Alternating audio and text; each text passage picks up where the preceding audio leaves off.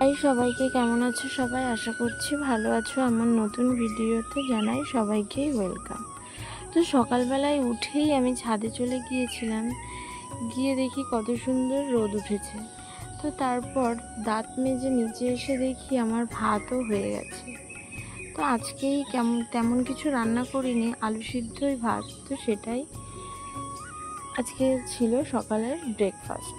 তো তারপরে সকালবেলায় আমি প্রতিদিনই উষ্ণ গরম জল খাই, তো সেটাই এখন খেয়ে নেব।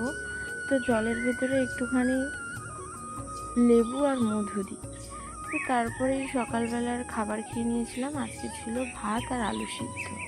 তারপরে স্নান করে সোজা ঘরে চলে এসেছি। তারপরে বাইরে গিয়ে দেখি যে দুপুরের রান্নার সমস্ত কিছু কাটাকাটি চলছে। তো আজকে হয়েছিল আমাদের বাড়িতে ফ্রাইড রাইস, চিলি চিকেন ও মাংস। তারপরে খেয়ে দিয়ে একটু রেস্ট নিয়ে উঠে গেছিলাম। তারপরে এসে একটু ছাদে এসে বসেছিলাম।